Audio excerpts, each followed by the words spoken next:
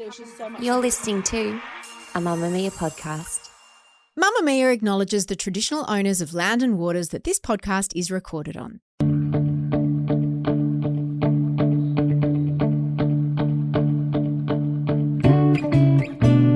From Mamamia, this is No Filter. I'm Mia Freedman, and you're about to hear a beautiful story. It's a story about a family and what happens to it after a terrible accident. Because sometimes families break apart under the weight of a terrible thing. Marriages certainly do, all the time. But that's not what happened to this family, the Crowley family. Here's who's who in this family. There's Pat, the dad, Nicky, the mum, and their two sons, Levi, who is 20, and Fletcher, who is 17. Fletcher is the main character in this story. He's the one that had the accident. 6 months ago, he became a paraplegic after he landed on his back, coming out of a double backflip on his bike on a jump that he'd made. He wasn't just a random dude taking a massive risk with his bike. I mean, it was a risk, obviously, but it was an informed one because Fletch had been dirt bike jumping for years. And dirt bike jumping is exactly what it sounds like. You do flips and tricks off giant dirt mounds and ramps that you often have built by hand. And Fletch even had a part-time job as a dirt bike jumping coach. Yeah, Fletch! And so on an ordinary Saturday in September last year, Fletcher's dad got a phone call from a guy called Sausage. And this is something that you will hear I become obsessed with during the course of this interview.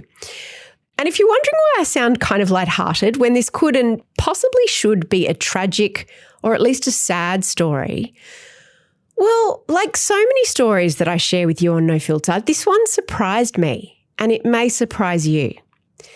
You see, when something big and messy and unexpected happens to a child or a teenager or a young man, whatever you want to call a 17-year-old who is still at school but very much a man, it actually happens to the whole family, which is why you're first going to hear from Pat and Nicky about how that day in September and the days, weeks and months that have followed it have played out since Fletcher's accident. I wanted to know what it's been like from their perspective, how they've held it together or not. And then, of course, you're going to hear from the man of the moment, Fletcher. It's not an ideal thing to happen a few months before you start your final year of school. So how's he doing? And might he walk again one day? Enjoy the time you're about to spend with the Crowley family. I certainly loved every moment of it. I want to talk to you about Fletch, and I want to talk to you about the 10th of September last year, Sunday, which started as an ordinary day, as these days do. I believe you were in the supermarket, Pat. Sure was. When you got a call. Yep. Who was on the other end? It was Fletch. Yeah, it was Sunday afternoon, 4 o'clock. I was in the supermarket. I was in the freezer aisle, so we were almost there. And I got a phone call from a random number. And whenever Fletcher was out riding bikes, it'd happen. You know, phone would be dead. Dad, I'm ringing from Sausage's number. Ring me if you need me. Is Sausage a person? Sausage is a person. Sausage is so glad we cleared that up. Sausage has been an awesome support for Fletcher too. And a lot of people have, so I shouldn't just call Sausage out. Yeah. But, you know, so I took the call and it was Fletcher. And he just said, in his way, I don't know if he said I've had a pickle or I've had a hugie or I've had an accident. And this has happened before. You know, he did an ACL a year before. Same thing happened. Hurt his knee. Yeah, so it's kind of happened. It's a high-risk sport. Yeah. Did you ever discourage him from doing it, either of you? No. No, we didn't discourage him. Or was that not an option? Yeah, well, it became not an option when he was 16, 17, 18. You can't really. He's out every day. His whole life revolved around riding. You know, he worked in it, he coached in it, he trained and competed in it. He built the jump that he hurt himself on. He built bikes, everything. It was his everything. Yeah. And I grew up doing stuff like that, not as extreme as Fletcher, but I wasn't a team sport guy and I was a surfer and a snowboarder and a skateboarder, and it kind of that was part of life. So seeing your boys do that, we had a half pipe in the backyard from the age of 4. So we would never discourage it. You know? So he said, Dad, I've had a bit of a pickle, I've had a hugie, I've had a stack. How did he sound? Did your spidey senses immediately go on alert? Yeah, not 10 out of 10, but I said, yeah, mate. And he said, can you come up? He was at a place called Red Hill. Can you come up? Yep, no worries. And I hung up the phone. I'm like, okay, trolley's full. It could be a broken wrist. something minor. So I'll just ring Nick and say, hey, Nick, Fletcher's wrong. He's at Red Hill. He's had an accident. And I think I said to you, did I say something like I'm not? It just didn't feel right. Yeah, I think you said, oh, he doesn't sound. Yeah, he didn't say anything. He didn't sound great. He didn't say, but it just didn't feel right. So I remember going, no, I'll get the shopping, and Nicky and Levi are going to go up there.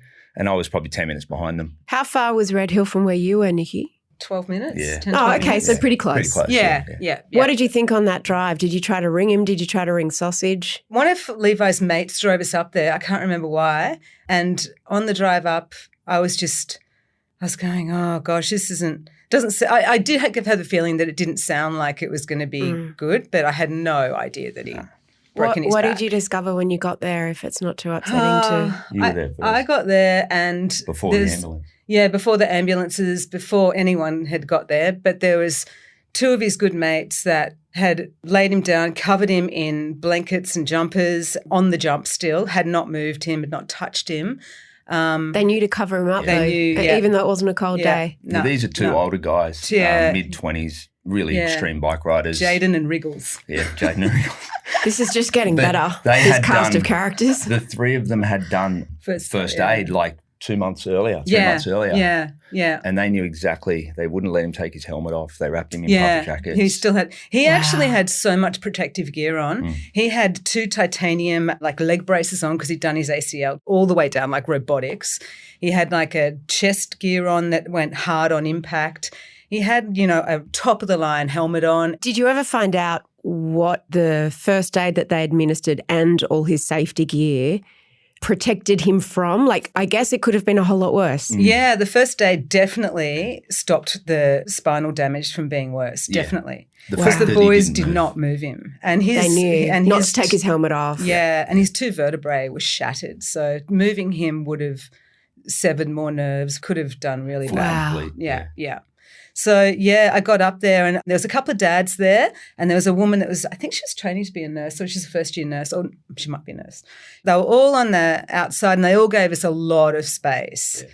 And they'd moved all the kids away because there's probably about 30 people up there, just kids and dads riding it. It was a beautiful day.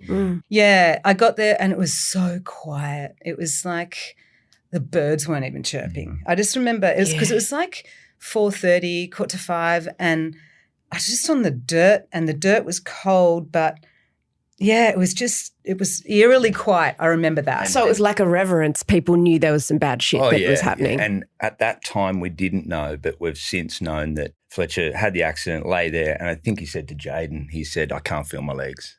We didn't know that at that point. He didn't tell you. No, but Fletcher was calm. He was so calm. He started He was in no pain with them. Yeah. So coming back to the question on that protective gear, I think that thankfully saved him from going in with not only a spinal injury but an elbow or a shoulder or a right. Fletcher had nothing but the spine and 2 broken ribs. Most people we see in the spinal ward have hips and shoulders and elbows, so you've got to repair everything before you get to the spine. So I do think it made a massive difference. He cracked his helmet and he had when they took that off at the hospital, his forehead was just black and blue. And so that's through that extraordinary helmet. Yeah. Nicky, when you saw him and you got there, like as a parent, I imagine you've got the feeling inside you, but then you've got what you want to project to him. How did you react outwardly and inwardly? I think the entire time, I have to be a rock. I have to be his rock. Like I cannot let him see any weakness, any sadness, any scaring, because if he wants to talk to anybody, he needs to know that mum's not going to break down. Yeah. He needs to be like, oh, God, I can't tell mum. She's just going to be a mess. You wanted him not to have to look after you. Yeah. So you knew when you saw him, and Pat, I imagine when you arrived, it was a similar situation. We responded differently. No, we did. I remember you sat with him and held his hand, and Levi and I were kind of distant. I actually remember seeing Levi a lot, holding his head and the fear in his face. So we just all treated it differently. Nicky was there and Levi and I just kind of fled.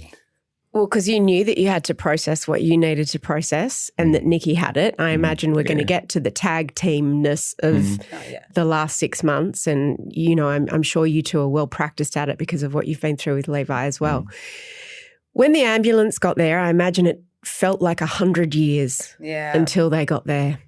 Yeah, it did. And those guys are insane. When you're in the middle of that kind of thing, they're like this stealth team that just come in and they all have got their voices low. They're all like, hey, mate, we're going to look after you. Do you need this? Do you need that? And they all talk amongst themselves and do these little chess moves, and it's just amazing when they don't know what they're turning up to. How many of them were there? Oh, my God. There was fireys, police and ambulance. I think there was about 2 ambulance and an ambulance car. So there's probably about 6 or 8 ambulance, maybe 4 police, and maybe about 5 or 6 ambulance. And when you see them moving him and the skill they have to move him and make sure that they're not going to do any more damage to his spinal cord, that all kind of comes into play. And then the firemen were there because it was in the middle of a bush. Yeah. Wow. Yeah, so the track was like a washed out gully they had to walk through. Right. And remembering the spinal, any movement creates more issues. So then the conversation became, is it the helicopter?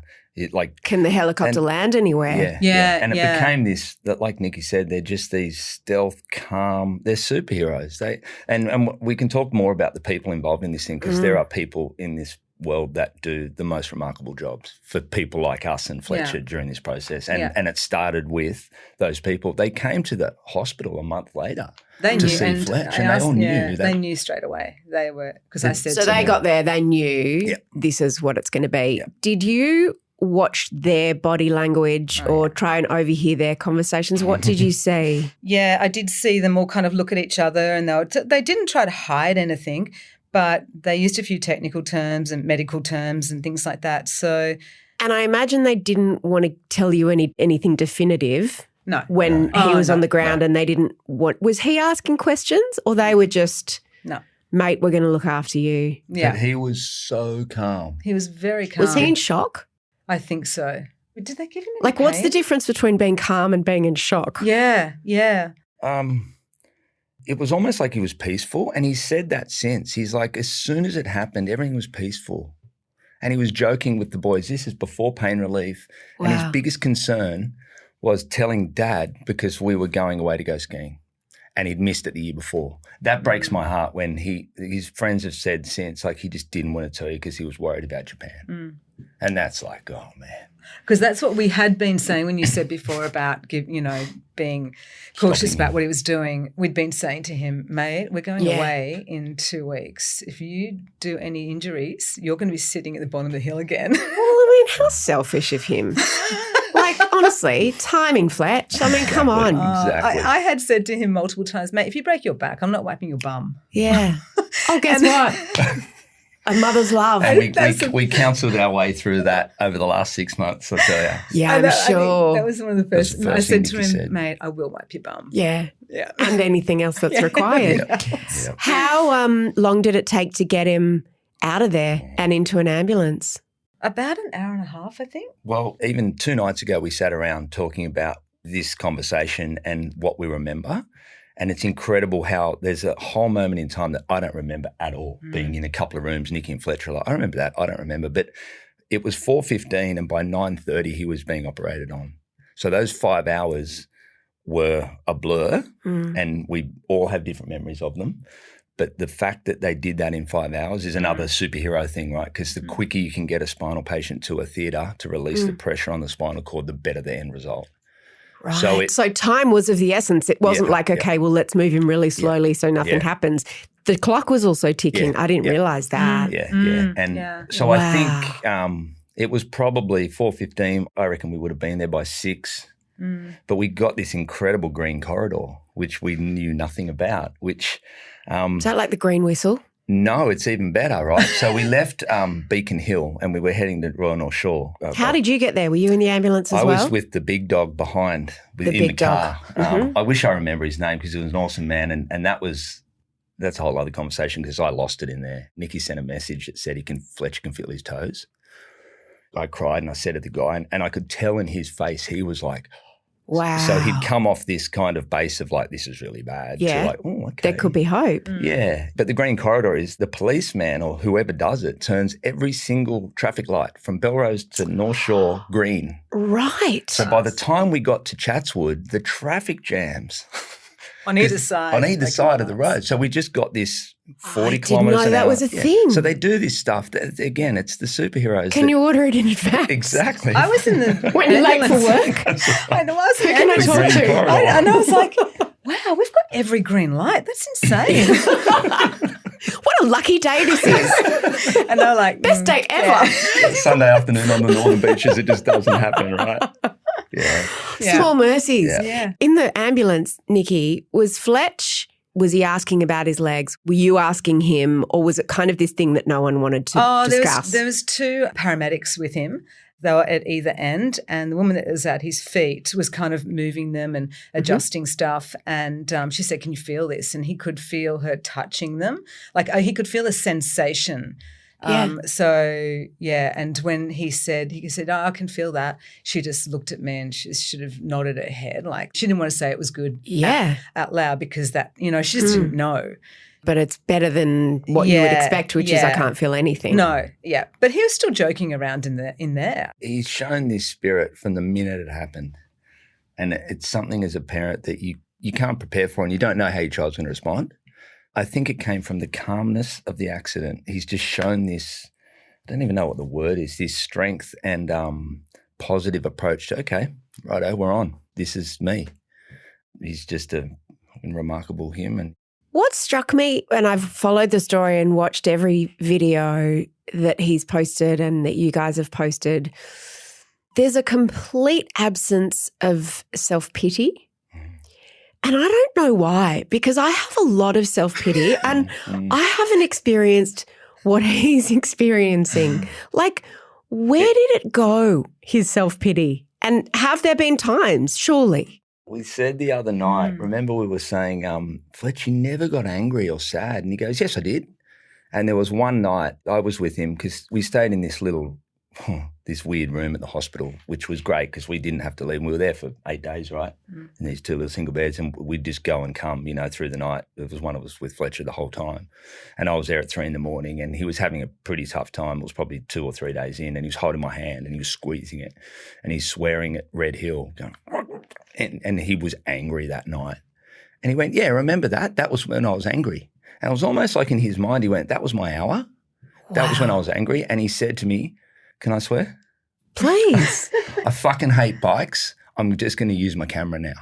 2 or 3 days in, he showed this strength of like, oh, well, I hate Red Hill. That's where it happened. Yeah. Get rid of my bikes. I'm just going to take photos because a big part of Fletcher's life was filming, writing as well, right? Yeah, and editing. I don't know where the self-pity went, or was it just never there?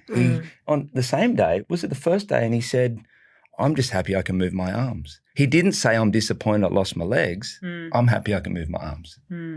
That's a pretty remarkable angle to take on the situation. Yeah. He went into surgery. Were you like texting madly? Was your phone blowing up? Like the adrenaline surging through you both must have been unbearable. We couldn't sleep. I couldn't sit still. I was just pacing around this room that was probably about as big as this. We didn't know who to text because we didn't know. It was like 3 a.m. or 2 a.m. because the operation went for 9 till 2 or something. I think he came out at 2 a.m. And so your families didn't know, friends. Next morning. No, we didn't want anyone to feel like they had to do something. Like you ring someone at 2 a.m. and go, Fletcher's broke his back, he's in major surgery, and they're then awake going, what do they want? And you didn't have answers for any of their questions, I imagine, too. No. Plus you would have had to deal with all their feelings about it, which we'll get to in a minute because I'm sure that did happen. So he came out of surgery. What were they doing in the surgery? We didn't even know. They don't even tell you. They just say, look, we've got to take him in, take the pressure off his spinal cord. And we didn't even meet the head doctor. We met his registrars. Sidekick. Who Nicky challenged. Nicky's like, has this guy done this before? And this I think that's a fair question. Sunday night. How much experience has this guy got? Yeah. But we now know that Dr. Harton is like the guy. Right. Yeah. So we were blessed. There's so much about this that on a we are Sunday blessed night. with. Yeah, he rings him up, right?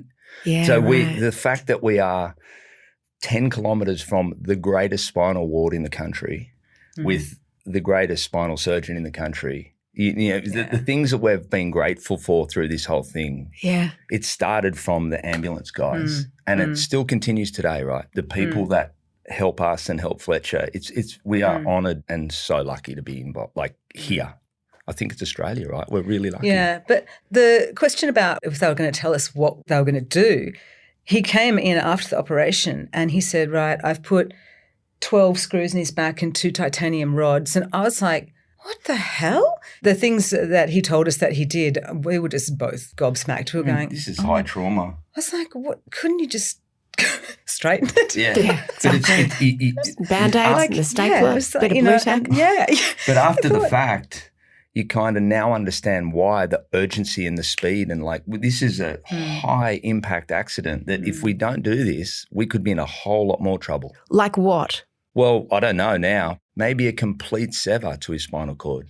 Can you just, I'm sure you're experts in it now, give just a basic explanation of how, my understanding is that it's the point at which you break your spine or injure your spine that determines how much function you will have, how much bodily function you'll have. So did you very quickly get across all of that terminology and what was good and what was bad? No, not really. Not until we were in like the acute rehab area where we were seeing all the other spinal injuries, because they don't really tell you that. They just tell you what your injury is and what that's going to mean for you. Right. And even then, every single spinal injury is so unique. You can have exactly the same break in exactly the same place with very similar damage and all that sort of thing, and you can have completely different sensation and completely different usage of your bowel and your bladder and your legs. So they just told us the level. They said it was T8, T9 that he'd basically shattered and broken. And where in his back is that? It's kind of your bra strap. Oh, quite high. Yeah. But then they rod and they screw above and below that. So they can't just fix those two. So the rods, I think, are about, they're about 20 centimetres long. 20, Yeah. Does it mean that you don't have movement below that point of impact? No. It doesn't mean that. No. The point of impact, T9, is above where Fletcher's sensation and stops at the belly button. So there's probably a window. Okay. I guess the nerves go. Yeah. I don't know exactly how that works, but there's this thing called the Asia rating. So it starts with your T9 or C3 or C4. It's the vertebrae. And then an A is a complete sever. So your spinal cord is ripped in half. And you have no feeling. Nothing. So you've got nothing. No right feeling, there. no movement, nothing. And E are people like us, right? Our spinal cord's completely intact. So Fletcher was diagnosed as TB. So as bad as it gets before you've got nothing. What happens with spinal is everyone tells you from day one, we don't really know where it's going to end for up to 2 years. And there are some people that say, we don't know where it's going to end for up to 15 to 20 years. Oh, wow. So you may have seen he moved his toes at 6 weeks. I did. The other day we were in the gym and he's got this ability now to kind of move his quad to push a bit. So the swelling goes down. The body's incredible and can remap itself, neuroplasticity. But, we've become experts, but it's extremely individual. Yeah. What were those first couple of months like? He spent 2 months in hospital after the surgery. 77 days. 77 days. Yeah. We were in there every day. What was life like? I don't know. I felt like I was just stuck in a time warp and nothing else outside of going to that hospital and being there with him. I didn't even eating, working, nothing. I was just numb. What did you have to do with the logistics of your life? Work, feeding a dog, and then you got ski trips to Japan. I mean, that must have been a hassle to cancel that. Well, actually, Leah and I went. Thanks, Fletch. I'm so glad. What did we do? We told all of our close friends straight up, and everyone was like, right, boom. What do we do? I mean, Levi took a week off work. He's an apprentice electrician, so he was with us, and then he went back home and he was there to feed the dogs. My mum flew down. She was there for 2 weeks. She just kind of kept the house together. But, very quickly, when everyone started finding out, everyone, it's insane. We had Friends, to buy a freezer to put family, all the food in. The food, the school, it was just insane. So people all helped. So that and really everyone gave wants us to bring curries. Curries. Lots of curries. Chili con Lasagnas, a lot of carne. lasagnas. Lots of shepherd's pie. Shepherd's pie, yeah. You don't know the extent of your network until something like that happens. I would never have guessed that was going to happen. Not for a second. And our community, my business industry, so many people lent in, and I guess you feel a bit guilty, and you'd say that to close friends that, why is everyone bothering? Why is the attention? But I began to go, you know what, maybe I've earned this. Maybe over the last 49 years, I've been a good human. I've cared about people, and people are going, no, we're going to double down and help Pat and Nicky and the boys, right? Like so that we wrestled a bit with this. You probably mean more that with your work, with your work in industry and people. With But you had to start a new job. 3 weeks, right? So, and I rang my boss and said, look, this has happened. I reckon I'm just going to take a week off. And burst into tears. Yeah, I was crying the whole time. And then I rang on the Friday and I'm like, I don't think I can come back in. And they said, we don't expect to see you till Christmas. And that was September. Yeah. Oh, but look, and I took 4 weeks and I've been really fortunate. But people, I have this belief that people are genuinely good people. And I just think in those times people go, you know what, we'll do this guy a favour. Yeah. And we're lucky. But the 77 days became a weird time of, we were there from, you could get in at 11 or 10. And literally, you think your son's in there and you can go in, but you can't, right? Because there's a lot of privacy for a lot of other spinal patients because it's the morning routine in a spinal ward is really quite intense. Why is that? It's the time for the showering and the bathroom routine, and people are being hoisted out of bed. It's so people are very vulnerable. Yeah, totally, there's people in there with pressure sores. There's people in there. He had more movement than anyone in the spinal ward. Yeah, so he was at the start. He was really, really lucky, and because he was young and he was fit and he was healthy. Really, he just broke a couple bones in his back and a few ribs. Yeah, and he wasn't in a car accident. Did you meet lots of other families and loved ones in there? That must have been bonds forged in fire. Yeah, exactly. Yeah, there's a couple of people that we really kind of came in at the same time. Women that the same age as me, as us, and their husbands had fallen off a ladder and were complete quads. And you're just looking at them going, we're so lucky. And the poor husband sitting there going, bloody, I was about to retire. I was just about to, wow. So it's like every conversation you have, every time you make eye contact, there's a heartbreaking story. Oh, my God, yeah. So many.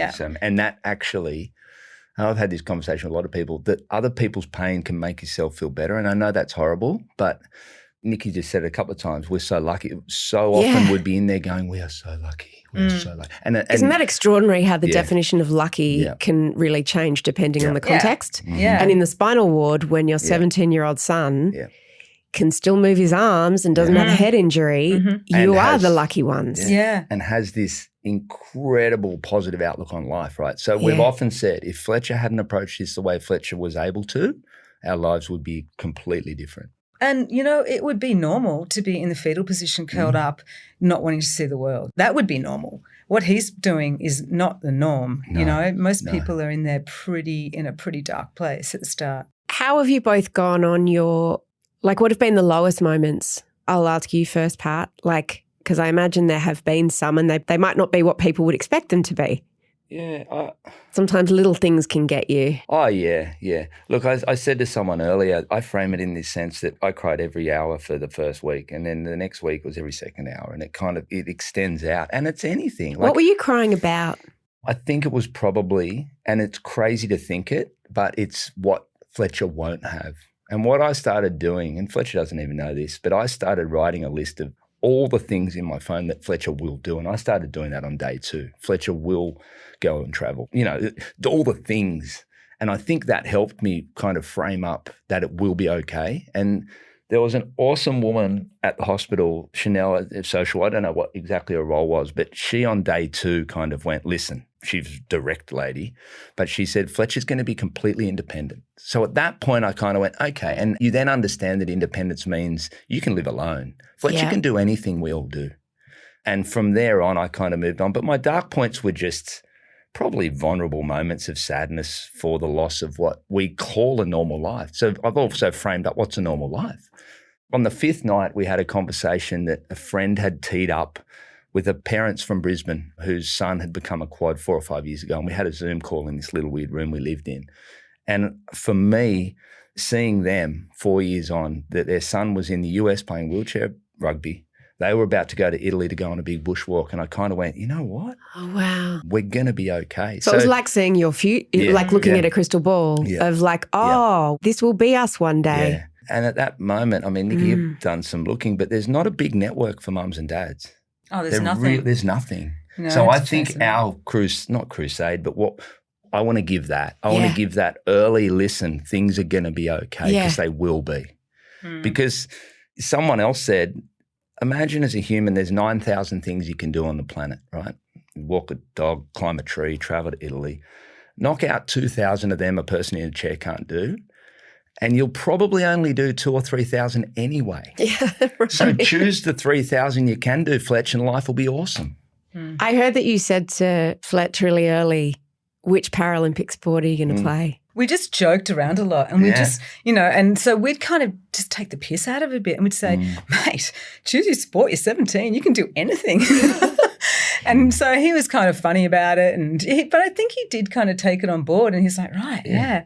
So, I think early on he decided that he wanted to wheelchair across the country at some really point. Early. So I'm sure he'll tell you if that's, something that he wants to do. But skiing's going to be skiing. Yeah, he's going to ride again. Because that appetite that he has for risk and adrenaline and, that got him into this pickle in the first place. It hasn't gone away. Hasn't gone, right? No. So he's still got to find, and you've got to watch him find ways to still exercise that risk. Instagram posts of people in chairs doing the craziest shit. And Nicky, even he's this trolling morning, you. you wrote one back He's and went, totally trolling you just went, no. This guy in a sit ski going 400 metres through the air. You're like, Nicky's just like, no.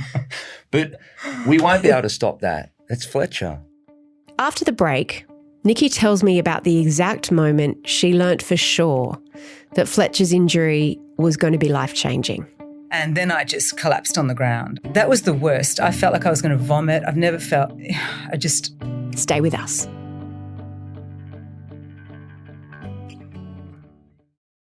Nicky, what about you? Showers are good for crying in. I'm such a shower crier.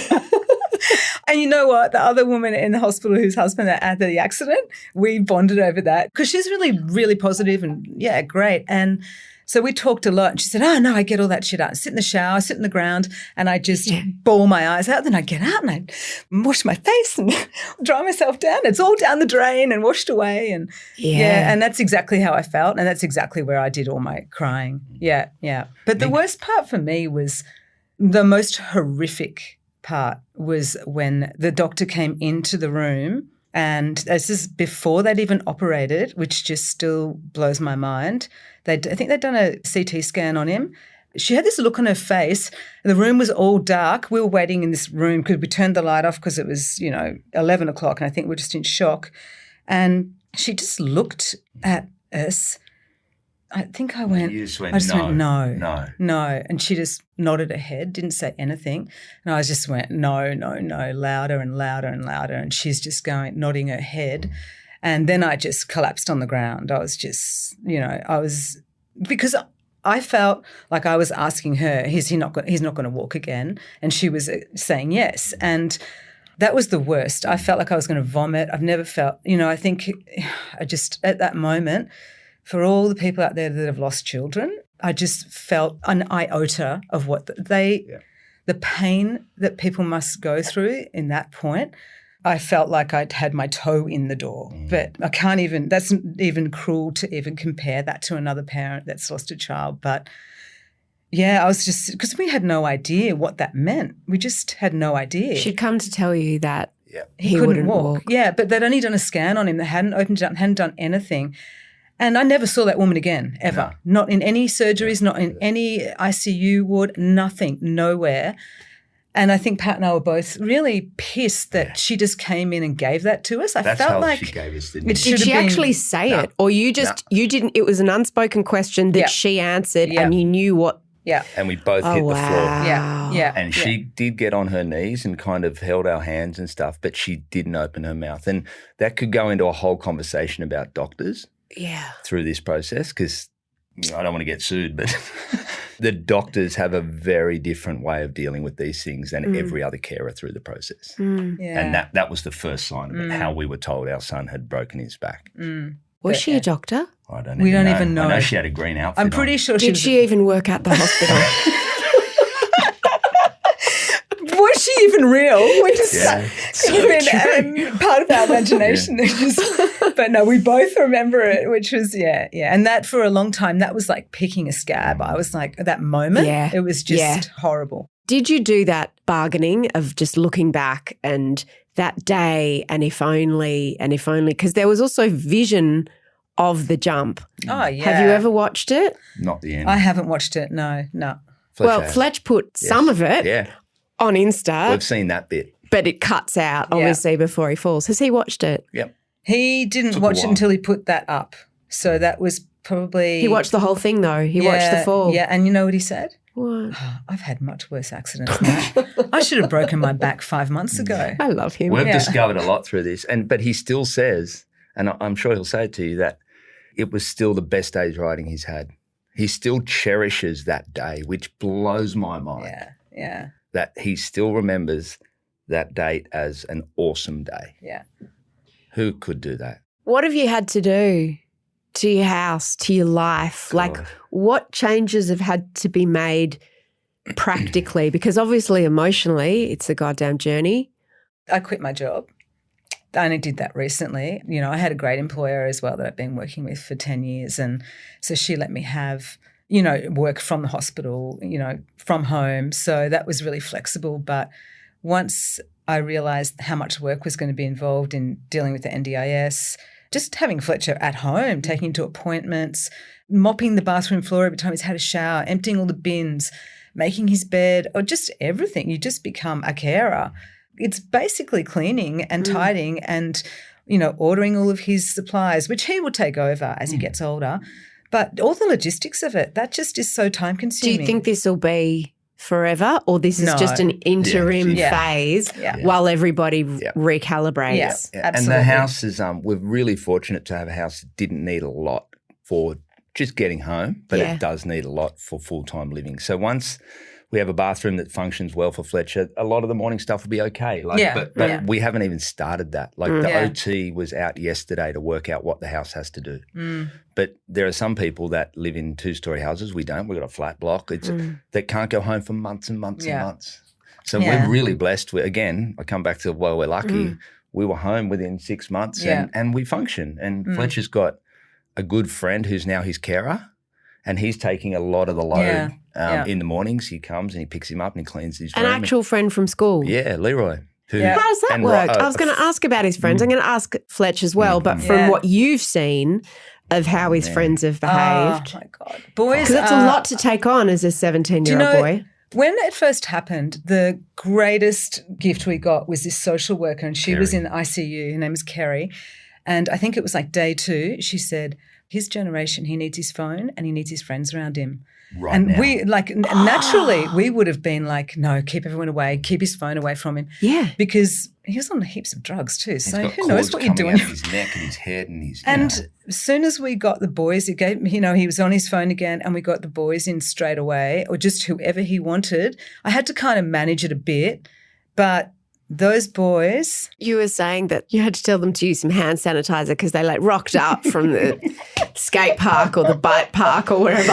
Covered in mud and dirt. And they were just. So guys, this is a hospital. It's a sterile environment. But his friends and the bike riding community are a huge part of how we got through this. Yeah. Friday afternoons, you know, we don't even want to start talking about the tattoo gun in the hospital, but Friday afternoons was beers and tattoos out the front of Royal North Shore Hospital. But I know that sounds weird, but that bonding, that normality for Fletcher, being with his friends, and I think that's been a huge part of it. We've been good, but I think his friends have been And that's because they've seen him at his very worst and they've been there the whole time. They take him out. He's out all weekend, nearly every night. His mates come pick him up. There's, you know, I don't know, our generation. They're not scared of him. No way. No. Yeah. No. Because he's still Fletcher. Yeah. And he's the same person. You know, someone else said that just because you've got legs at work doesn't mean you'll have a good life, because there's a lot of people that have perfect legs that have really horrible lives. And that's always stuck with me too, right? Like it's not the sign of a happy, good life, having legs at work at all. Yeah. You guys aren't strangers to hospitals? No. Are you? Well, we were there Nicky was there at another full body scan last night. Not me. No, Let's with Levi. Let's talk about Levi. Yeah. Because really, I see this whole thing as Fletch really pulling some focus from his older brother. Yeah. He's really had a lot of medical attention and attention from his parents due to his own condition. big move by Fletcher. But what have you been dealing with Levi for these past few years? Levi's is so, you know what, it seems weird to say which is worse or which is more serious, but I look at Fletcher is going to get better and better and better. Every time Levi has a scan, it's just another punch in the chest. What are we going to find? How? So Levi has von Hippel-Lindau, which is known as VHL, which creates tumours in the nervous system and brain, spine, eyes, ears, kidneys, adrenals. Renal and central nervous system. system. Yeah, and we discovered that in 2020. Yeah, nice in COVID, COVID gift. He was doing year 11. He was 17 as well. Almost same time of the year, since 17's Glad you only out. had 2 kids, honestly. That's what Nicky said, like this 3 podcast hours into isn't long Fletcher's enough. accident. The third child will be shaking in their boots. Yeah. So that was a roller coaster. Yeah, that What kind of tumours are they? They're different in different parts of the body, but they're basically a blood tumour. So Levi has benign. a genetic disorder, which means his body believes there's more oxygen in his system than there is. So his body produces extra red blood cells to move the oxygen, gets to the lungs and goes, there's no oxygen here. This is the basic form. So then goes, where shall I go? And they go to those parts of the body and become tumours. They just But it's not cancer. No, the kidney ones tend to become cancerous, but the brain and the eyes and the ears and whatnot don't. So he had 12 surgeries and a brain on his eye. Because you've got to have them removed. You've got to remove the tumours, right? Yeah. And when they get to a certain size, other than the eyes, they usually let them get to, 3 centimetres or until they're impacting on your life. Because they get so many tumours, they just don't want to be operating and just going in there and taking them out all the time. So Levi has 9 tumours in his cerebellum. He's got 2 on his spine. He's got 1 on his kidney that we think might need surgery. That was last night's scan, so that may have to come out this year. Do you get some kind of family discount at the hospital? You know what? Or at least free parking? That's the most expensive part of the whole thing, the hospital parking. Because I think you deserve it. Yeah, I think we do too. What's his view on all of this? Like, your family has been through a shit ton and is still going through it. Yeah. How's Levi processed all of this? Well, Levi's is not a visual disability or illness. So you see him, you can't even tell he's blind in one eye. There's nothing to see. So Fletcher's like the icon of disability. Yeah. Like, he's on toilet doors. He's like... He is. He's got in car parks. It's true. Yeah, so Levi's is this thing that's there that we all live with, but doesn't impact his life day to day. No. He goes to work, he parties with his friends, he goes on holiday. Like it's... So, yeah. But it's always there.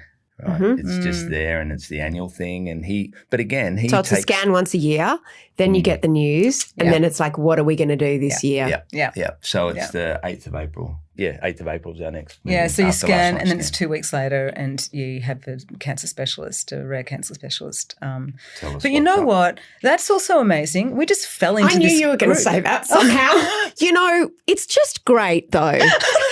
It's funny because Fletcher... You get looked after. Your family are fucking weird but amazing. Yeah. And I think it comes from, I'll say, the Wood side of the family, Nicky's side. There's this ability to... I was going to say it earlier, like when we're in the hospital with Fletcher, you joked, you make it fun, they level it down, right? And I think our boys have taken this level it down. It's okay. It's cool. Because Levi doesn't wallow in the corner either at all, whereas I would wallow in the corner. So I think it's the genetic side of what Nicky brought to our children that has made them positive and go, all right, let's go. We'll move through this and smile and just continue. Just finally, before I go grab Fletch, what have you learned about yourself, Nicky, through this? Oh, how much you can cope with without completely going mad. Yeah, sometimes I just think, God, am I going to have a nervous breakdown today? Yeah. Like it would be fair enough if you did, but you kind of can't. No, exactly. Yeah. But then you also go, some people step out in the street and get hit by a bus. Like we've got our boys, they're both funny and lovable and smart and, they'll try anything. They just give life a good go. Both of them do. And that's all you can ask for every day. If you wake up and they're doing that, that's great. Pat, what have you learned about your marriage? Because this stuff puts a lot of pressure on relationships and you're coming up for your 4th year with 2 critical situations with your boys. I've learnt that when we do both attack this in a really different way, and I think we give each other respect for that. Nicky goes into the detail and faces it front on, whereas I hide and kind of pretend it hasn't happened.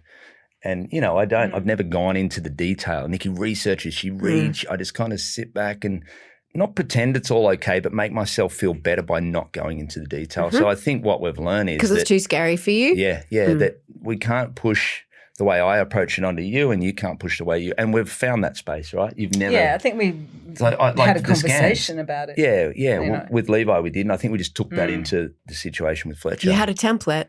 Yeah, I think so. Yeah. Don't get me wrong that when and we both see psychologists. Oh, yeah, man. Thank God for that. Anna's amazing, right? Because and I don't want to hear his problems. And he doesn't want to hear my problems. We've got enough problems. Correct. Yeah. But it's the teamwork that you clearly have, because once resentment or contempt starts to, like, you guys have got to be tight to hold up these boys. Yeah. Can tell, you can see how marriages would break up. Yeah. You just, And you know what, it's even worse when people go through this stuff and they're divorced and their children are going through it. And then, you that know, in there, right? Yeah. Like that adds another layer of complication to the whole thing. So. Yeah, when, couples haven't seen each other for 10 years and all of a sudden they're drawn together and in the ICU. Yeah. And they have to learn to communicate. And there was times when if Pat was crying, you just are so emotionally full, I just can't give you anything. I just can't do that. It's just, So you do go into yourself a little bit. We kind of, you're probably like two highways that are split by a big paddock. Yeah. And we were just doing it. And you still are still doing it. Yeah, whatever it takes to get through. But the fact that our boys, the way they deal with it makes it 1,000 times easier. I know it. Yeah. And they're funny. They sit in the kitchen and if they've got mates over or anything, Fletcher will be like, can you get me a drink to one of their mates? And he'll be like, I'm in a wheelchair. And he'll say, get your brother to do it. He goes, I'm blind. We're disabled. Yeah. And again, that comes from Nicky and it breaks my heart. I'm like, don't say that. But it's that side of the humor. family that keep it normal and we take anything front on. And we've brought the kids up like that from the start. Yeah. Probably comes back to what I said about me not really knowing how to parent. We've taken the lead there. So open conversations, extremely liberal in sex and drugs and life. And I think that set this up to be easier. And a lot of piss taking. Yeah. Because that somehow makes, I get that because it's like, well, things can't be that serious if everyone's still taking the piss out of me. Yeah. Because he's not an inspiration. I can even see like that he would not love you're an inspiration. That's not his vibe. No. Yeah. And even the word disabled, it's like I have a lot of trouble even saying that. I totally get why people in chairs are wheelchair users or chair users. It's because if you trip down the gutter tomorrow and you're in a chair, you're not all of a sudden disabled. Yeah. You're a chair user. It's not who he is. Yeah. It's just doesn't define him. Like the colour of his hair. Yeah. So I get that. And I think that's exactly what he thinks. And Levi doesn't see himself as having this syndrome that's going to ruin the rest of his life. He's just each day as it comes. And if tomorrow's bad, we'll deal with it. If it's not, great. Well, the luckiest thing is that they both have you for parents. So we're lucky we got them. Yeah. Well done, you. Yeah, we are. Up next, the man at the centre of all this, Mr. Fletcher Crowley, who answered every question I asked with honesty, candour, and a big dose of good humour. I didn't know how bad it was, because when I was in ICU, I sent a voice message to one of my mates and can't feel my legs or move my legs, and I don't know how long that's going to last. I'll probably be in here for a couple of weeks. Stay with us.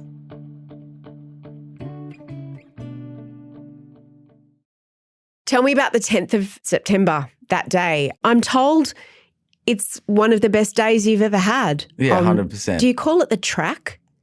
The jump? tracks or the dirt jumps, that's what they're called. But yeah, it was up at Red Hill. I don't know, me and my mates had been building this jump for probably 2 months, and this was the first day. It was a proper big session. Get it, Fletch, get it. Boom, boom. I was trying a double backflip, and I'd done them maybe 3 times at a mate's house up in Brisbane or Byron. And yeah, I don't know, it was just everyone was there. The vibe was so good. I did heaps of just single flips and I had heaps of time. So I was just I'll just go for it. And I pretty much landed 4, but I kept sliding out kind of. And just me being selfish, I was like, no, I need to roll away clean. You wanted to land, like stick the landing Yeah, more. and like properly roll away. But then I did one and I just didn't pull hard enough for the 2 flips. So I did one and then I threw my bike and I just kept rotating and basically folded myself in half. At what point do you know, oh, this isn't going to end well? Because you've had a lot of falls, a lot of, you know, I imagine when you're, what do you call it, dirt jumping. Dirt jumping. I imagine you land badly not infrequently, particularly when you start learning a trick. Yeah. Like you crash all the time, but you can bail. But the funny thing was, so I did like 3 probably and like landed them but washed out, like I said before. And then I did one and I did 1 flip and then threw my bike because I wasn't rotating quick enough. And I kind of slowed my rotation down. So I landed like on my back, but I was fine because I had all back protection on and stuff. So I just got up and tried again, landed 1 but like washed out again. And then I went for the next one. The 6th time. Yeah, the 6th time probably. And yeah, I just couldn't slow my rotation down enough. So I just kept rotating and like basically ended like on my neck and my head and just my legs folded over and yeah. When you're flying through the air and you've thrown your bike and you're trying to land in it or position your body so that you don't injure yourself or as little as possible when you land, do you feel scared? Do you feel like, oh, shit, is it dread because you know what's coming? Like, what is it? This particular trick is pretty hard to like save yourself from if you're bailing. But like most tricks you can save yourself and like you kind of know you'll be fine. But yeah, this time, I don't know. I don't really remember much from going off the lip to lying on the ground like, oh. You've watched the video though, haven't you? Yeah, I've watched it like heaps of times. Why did you do that, Fletch? Like that must have been a big deal to watch that moment. I don't know. I didn't watch it for like maybe a month or 2. And then I was just in bed at hospital. I was like, I'm bored. I'm just going to watch this. Yeah. So I watched it and I was like, oh, that looks like it hurt. And then I got like all the angles and like I've like inspected it and I'm like, oh yeah. So you've watched it so much, you don't have that, you know, that's the moment my life changed forever. It's not that kind of thing when you look at it? No, not even. It's more just like, I mean, it is like that's when my life changed forever, but it's not like, it doesn't scare me or anything. Like it is what it is. When you hit the ground, what was your instinct? Try and get up? Yeah, well, I tried to get up and then I was just in the video, you can hear me up. Like there was silence and I'm just like, oh, fuck. And all my mates just like, just stay there, don't move. And then 2 of the guys there, Tom Wrigley and Wriggles and Wriggles. Was Jaden, Sausage there? Yeah, Sausage was there. So everyone was there. There was like dozens of people around like using the jump because it was a great day out at Red Hill. 100%, yeah. There were heaps of kids there, dads there, and yeah, Jaden and Wriggles just came and like held my hands and were like, just don't move. I was like, get my helmet off and they're like, nah, don't move. How did they know? We all worked at a bike park in Brookvale together called Big Air and we had to do like first aid courses and stuff for that. So we all knew like not to move me, but I was just like, no, take my helmet off, but they wouldn't let me. And I just remember I was holding Jaden's hand and Wriggles' arm and I was just like, this is so fucked. And Wriggles just like closed his eyes and looked like he was just like, this isn't good. And I was like, oh. Did it hurt? I don't remember being in any pain, but I assume so. Yeah. But yeah, I don't know. Because everyone's saying when they have a spinal cord injury, it absolutely kills. And like I've shattered like 2 of my vertebrae and like dislocated them. So you'd think so, but I don't remember any pain. Do you remember speaking to your dad on the phone when Sausage called him? Vaguely, like very vaguely. Yeah, because I think I asked someone's phone, I was like, can I call my dad? And I think he was at Coles or something. And I was like, oh, Dad, I've had a bit of a crash because I hate scaring him. So he didn't think much of it. He was just like, oh, I'll come up as soon as I can. And then he, I think, called Mum and Levi and one of Levi's mates, Tom, came up and, yeah, I think they worked it out when they got there. You can often tell a lot by looking in other people's faces and watching their body language and just seeing what's going on. What was your experience in the hour and a half or so that you were lying there not moving? Like what could you see in other people's faces and their behaviour? Oh, everyone was just like worried. Like one of the mums, Candace, just got up there and she's a nurse, or she was like almost a registered nurse then. And she was like just looking after me and just like, but I could tell everyone was freaked out and yeah. Were you aware pretty quickly that you couldn't move your legs? Yeah. And I couldn't feel them at all either at the start. So I was like, this is so weird. But yeah. Did you know in that moment? Yeah, I knew. Yeah, definitely. I didn't know like how bad it was. Like, because when I was in ICU, I sent a voice message to one of my mates and like I listened to it the other day and I was like, oh, I can't feel my legs or move my legs and I don't know how long that's going to last. I'll probably be in here for like a couple of weeks. So I didn't know much. Do you remember them taking you out? Because it was like a dirt track. Was that? I remember I was like, when I was on the ground, apparently all my mates like, you were making heaps of jokes and just like talking shit. And one of the nurses came and this is like the thing I remember very clearly from the day. She was holding my head, like, because supporting my neck. And I was like, why am I looking up your nose? So it's like the main thing I remember. And then the whole way getting carried to the ambulance and then getting driven to hospital, I was like just staring straight up at her face. Straight up her nose because she was leaning over you. Yeah, exactly. So it was those little things that have stuck in your memory about that day. I don't remember much visual at all. I remember all the sounds and the talking. Did you overhear what people were saying about you? Not really, no. I say that I remember all the sounds, but like just remember a lot more sound than visual stuff. You got to the hospital, you had to have surgery, so it's all probably a bit of a blur when you woke up. Yeah. That's always a bit of a groggy time. What are your first conscious memories after the surgery? I remember getting a video from this guy called Prudy. He's a moto rider from Canberra and filmer. And he sent me a video and it was like a minute long, but at the end he's like, this injury happened for you, not to you. And I've watched that video like heaps of times since. And that's probably the first thing I remember. What did he mean by that? He meant that like everything happens for a reason and I'll make the best out of it, I guess. Yeah. Your dad was saying that you have only seemed to be angry for like about an hour, where you sort of went, I hate bikes, I'm just going to use my camera now. Do you remember that moment? Vaguely. I remember one night in ICU, me and him were so angry. We had like a stressful and we were just taking turns just squeezing and like we were super frustrated. But besides that, I think that was just maybe second night or something. But then after that, I was just like, it is what it is. What about feeling sorry for yourself? Not even. Like I was doing something I love. I was like, I say to people I was asking for it, but I wasn't asking for it. That sounds like victim blaming. I mean, I was doing something dangerous. Like, yeah, right. Like there's some people in rehab who just were like body surfing or in a motorbike crash or something. I feel like that'd be really hard because it's not your fault. But yeah. So you kind of took responsibility for it and you owned it. Yeah, I guess, yeah. Yeah, right. Was there a moment that someone came to you and said, dude, you're probably not going to walk? Is that what they say? I mean, in the movies they do. How does it work in real life? Most of the doctors were just like, there's like, yeah, you won't walk again. Like you got to adapt to life in a chair for the rest of your life. But one doctor came into ICU and he's like, you can show us what you can do now. And I think that's the one doctor we really like listened like after that. Like we were like, yeah, we'll show him what we can do. As opposed to hear all the things you can't do. Yeah, exactly. Yeah. Do you remember the first person who said to you, you're not going to walk again? Not really. No, I just remember like there was this one doctor when I was in the spinal ward at North Shore and he was just like, he said, because you're going to be in a chair forever, tried to tell me like how to do everything. And I was like, I might be, but I might not be. Right. So you didn't have that kind of existential moment of, oh my God. It was just sort of a slow dawning understanding. It was just slowly building up and I was like, oh, yeah, here we are. Did you have to sort of grieve for the life that you won't have and the things that you won't be able to do? Even in just the immediate, you know, like going on the ski trip to Japan with your dad?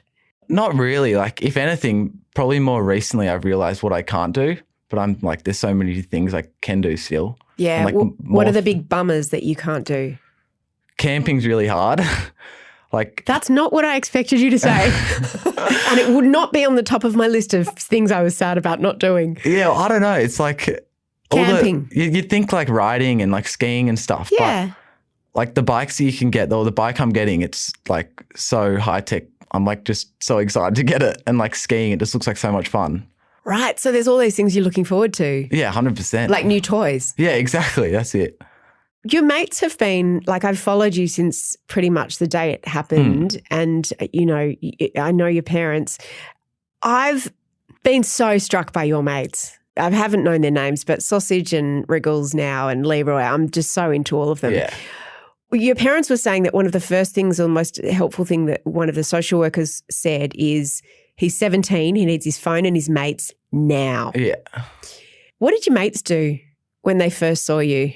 One of my mates, Jet, he's like, if you meet Jet, you'll just be like, he's an idiot. Like, he jokes about everything. And he came in and like, we have this thing like called Day For It. Day For It? Yeah. And like, then you change it to Dave Ferret. So he came Dave into the Ferret, hospital and filmed around the room and he's like day for it and then filmed me in ICU and I'm like fully out of it. So day for it meaning like this is great and like Yeah. obviously it wasn't Yeah, great because exactly. you're in ICU unconscious. Yeah, but he's just Taking the piss out of you. Yeah, exactly. And I love it. Like he still does it all the time. Like It was funny when I look at your Instagram and, you know, you share all these different things that you're doing, like bloody pull-ups in your chair and, you know, crawling, like all these amazing things. And it's really funny when you read the comments underneath because half of it is your friends taking the piss. oh yeah.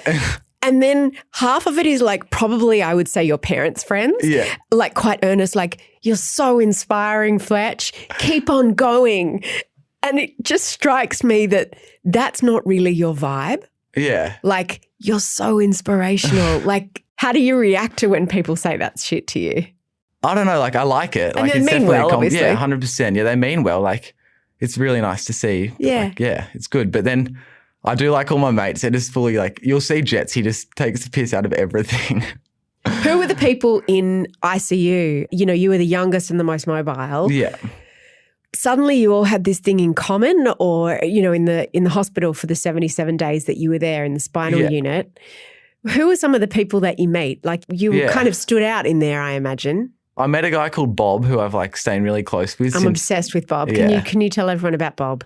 Bob, he's like a 76-year-old guy. He was opening his boot and it hit him in the head and he took a step back and then he just fell back and broke his back. I So- wondered what had happened to Bob. Yeah. Yeah. So he was in the hospital for a bit longer than me, or probably in North Shore for about the same time. But then he left Ryde a week after I did, and he's at a nursing home now. So I go and visit him sometimes. So you guys became mates. Yeah. Yeah. How did you bond? With Day for it. In the physio, he comes in and he just stuck the finger up at me. And I was like, oh, I like this guy. Because is there a lot of sort of reverence and like I imagine some people, probably not the people that work in the hospital, but people can be like, oh, Fletch, are you Yeah. okay? And it strikes me that that's just not what you're into. Like even still, people come like, oh, I'm so sorry to hear what happened to you. And I don't want to tell them not to say that, but I'm just like, oh, it's all good. I don't know what to say. It's kind of awkward, but I get why they're saying it at the same time. Yeah. What are some of the other people that you met in Ryde? In Ryde, I met a younger guy, or there was two young guys called Pete and Zach. Became pretty close with them and they're still there. So yeah, there are a heap of people. There was a guy called Marcus at North Shore. He's still there. I became good mates with him. He fell off his balcony, I think. So yeah. For most people who are in the spinal unit, I imagine it's like a sliding doors moment. Like this thing happened Yeah. out of the blue and my life changed. Yeah. Do they give you lots of counselling to kind of deal with that? Yeah, they offer it definitely. But I was kind of like, I feel like my counselling was just making it fun. Like I used to, towards the end, I would stay up till like 2 a.m. with the night shift nurses playing Uno. I got in trouble at the hospital because there was a huge Christmas tree. Me, Jaden and Leroy pushed it against a balcony. So then we hung a Get Silly sign on the top of it. Can you explain what Get Silly is? It was probably February 2023. I got it tattooed on my thigh and Mum and Dad didn't know. And then when I was dropping in to do the trick I had my accident on, I was screaming out, "Get silly." Really? Yeah. When you say I was dropping in, as you were falling? No. No, like as I was, there's a long run in. As I was on the run in, Yeah. I was like, "Get silly." And then I was like, oh. So it's just like a kind of a war cry among your friends Yeah, and it's like exactly. a thing that you say. Yeah, me and one of my mates, Aiden, he kind of started it, to be honest. Like, and then I just kept saying it. So Mum and Dad didn't know about the tattoo, but in ICU, they were like rolling me to make sure I don't get pressure sores and stuff. And I told the nurses that Mum and Dad didn't know. So Mum walks in and she's like, "What is that?" And I'm like, "Nothing." And the nurse quickly puts a sheet over it. But yeah. I feel like, you know, you probably had a good get out of jail free card to not get Yeah, in trouble at 100%. that stage. And Dad was like, "Why didn't you just tell us? We wouldn't care." I was like, "I don't know, you might have." How did the tattoo gun get smuggled into the hospital? Took it in like a Woolies bag so they didn't know Yeah. what it was. And then I had to like steal wet wipes from the storage room so I could like use it to wipe the ink off. But yeah, it just... You and your friends have just started tattooing each other. Yeah, well, I did like... I've probably tattooed like 30 people with Get Silly. Like it definitely doesn't look professional, but it's got personality. It's like you. Yeah. When you were thinking about your future before the accident, how did you think about your future? Like what did you imagine that it would look like? I knew I wanted to have a gap year and I wanted to move to New Zealand or Whistler in Canada, but after that I had no idea. To ski? To ride and ski. In that moment that things changed, now have you just kind of gone, oh, well, that might not happen, or have you just not even changed your plans and your thoughts about the future? I've definitely changed my plans. I had no idea before, but now I want to ride from Perth to Sydney next year just because why not? Ride on what? An adaptive bike, mountain bike or any sort of bike, whatever's easiest. Whatever's easiest. I love that there's an easiest option when you're talking about riding a bike as a paraplegic from one end of the country to the other. Yeah, sounds like it'll be super easy. Well, yeah, some of them will just be easy to pedal with my arms and some will be harder. So your mum talked about the moment that she was looking at your toes and telling you to do some stuff. Can you describe what happened that night? She'd ask me probably like twice a week. She would ask me, she's like, try move your toes. And I'm like, Mum, it's not going to work. And she's like, just try. And then she was naming him. She's like, this one's Bert and this one's Ernie. And she's like, try move them. I was like, oh, whatever. And I tried to move them. They just like wiggled. And she was like, no way. Like she just put her hands over her mouth and was like, no way. And do it again. I was like, oh my God, that's crazy. But yeah. I'm just going to be straight up. Never thought I'd be this obsessed with my toes, but having what I just did, that's a fucking big step in the right direction. But yeah, it's pretty crazy. And so what did they tell you about the fact that you could move your toes? What did it mean? Because you go into a thing called spinal shock for the first 3 months or something. And yeah, they're like, you're probably just coming out of spinal shock. So some people might not have any movement for the first 3 months and then they'll have heaps. They like, you're coming out of spinal shock and more might come back or it might just stay like this. And they didn't really know. It's kind of... So you can move your toes, but how does the message get to your toes but like not your knees and like the places before that? Your spinal cord is like... Magical. Like it's what part gets damaged. Like, oh, okay. Because like one side might get damaged more than the other. Like my right leg has a lot more feeling than my left leg. So I must have damaged they cross actually the feeling. So like I must have damaged my left side more to make my right side have more feeling. Do you feel like phantom pains? Not really. I have constant it's like burning. Like my feet just feel like they're burning, but it's kind of weird. It's only when I say they are now. Right. Like if I think about it, now they're burning. But if I'm not thinking about it, I kind of just goes away. How much movement have you regained? A fair bit. Like I can kick my leg out, and then I can lift my leg up a little bit. Like I can't really control any of the speed or stop it or anything, but it's movement. What's been the part that's been the most annoying? Probably like the bowel care and bladder. It's just never right. Not having control. Yeah, because your bowel and bladder are muscles. So like to go to the bathroom, I have to put a catheter in. Yeah. And then that gets a high risk of UTIs and stuff. So that's just frustrating, but it is what it is. But then does it hurt? If you can't feel it, does it hurt? I have a feeling from my injury down, it's just very different. Like I don't feel pain or temperature or sharpness or softness or anything. So like it doesn't really hurt, no. Can I ask you a question that you just don't have to answer? I imagine you're a 17-year-old guy, you're a handsome rooster. Romantic situations in the future. Yeah, it works, so I'm lucky. It works? Yeah. Fletcher, I'm so happy. Thank you. I imagine that was like a big deal to know that, whether that was going to be the case. Yeah, well, a few of I don't even know what they were, a few people at North Shore came in and spoke about it and yeah. Yeah, right. So you don't see that there's anything in your future, whether it's becoming a parent or doing that kind of stuff. Oh my God, I can't believe you're young enough to be my son. And don't worry, I talk to my son about sex too. He hates it. Nothing's off the table in that regard. No, not really. Not really. There's ways to do everything. Yeah, exactly. Like that you want to do, whether and everything, and skiing or having a family. Yeah, exactly. So has it been a case of learning to do things differently? Like what have you had to learn to do? Yeah, more just like transfers, getting out of my chair, onto the floor, back into my chair, all that stuff. That was just like physio. I was going twice a day for like the 3 months in North Shore, then once a day at Ride. And I guess, those whole 6 months I was learning so much, just how to do everything. And at home, you put up a video the other day of you getting in and out of your chair and then you could crawl a bit on the floor? Yeah. So because I can lift my leg up, like I said, if I'm on all fours, I can bring it forward. So I can crawl and stuff like that, but it's definitely not the quickest way if I don't have a chair. Normally I'll just sit on my bum and just use my hands and like push myself along.